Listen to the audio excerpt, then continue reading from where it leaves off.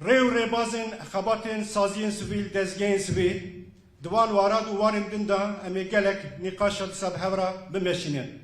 Her wiha em dixwazin ku dîsa em bi hev re hem nexşerê û hem plansaziya ve kar û xebata bi hev re diyar bikin, hem jî statû û rêzikên vê saziya sivîl bi hev re destnîşan bikin da ku em dest bidin hev, pişt bidin hev bi piştgirî û bi hêzeke bi xwe bawer divan wara da gavên pratik biavêjin. Malûmê we hûn jî dizanin heta niha divan wara da gelek tespît hatin kirin. Lê ya niha ji bo me ya girîngtir e weku ji tespîta ji peytandina wê vetir em dikarin çi çareseriya ji xwe re peyda bikin û divan wara da gavên girîng biavêjin. û kesê xemxurên vî warîne bila berpirsiyê bigin ser xwe. Herçendê ku em niha li vir wekî 300 kesî li hev civiyane jî ev mijar ne mijara me bi tenê ye. Belkî niha em îro li vir xuya dikin lê ev mijar ah civaka me ye. Hemû endamên vê civakê divê xemxurê van tişta bin. Em mixabin îro nikarin ne çanda xwe bijîn, ne zimanê xwe bijîn, ne jî dikarin bidin jiyandin. Ev emanetê ku me ji dêw bavê xwe stendine mixabin, em nikarin veg û hêzên nivşanû, yani em nikarin derbasî zarokên xwe bikin. Ev rewşeke kanbax e. Gava ku hûn li daneyên zimanekî dinêrên ka di xetirê de, ne di xetirê de rewş çi ye? Yek jê jî krîter ew e ku ka endamên wê civakê çi qas xemxurên zimanê xwe ne? Ka çi qas ji bo rewşa zimanê xwe dilê wan dişewite û dikevin nav çalakî û karîgariya.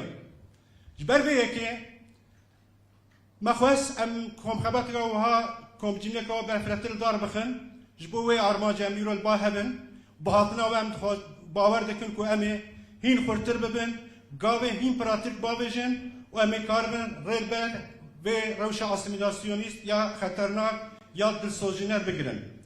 Ji bo vê yekê jî wekî me serî de heftena xwe de got, me nexwest em bi xwe rêw rêzkan tespît bikin, statûyê tespît bikin, rewşê tespît bikin, em hev re hem rewşa xwe tespît bikin, hem jî gavên pratik ê çareseriyê çi ne bi hev re tespît bikin. Ji bo vê yekê jî me 12 maseyên tematik amade kirine.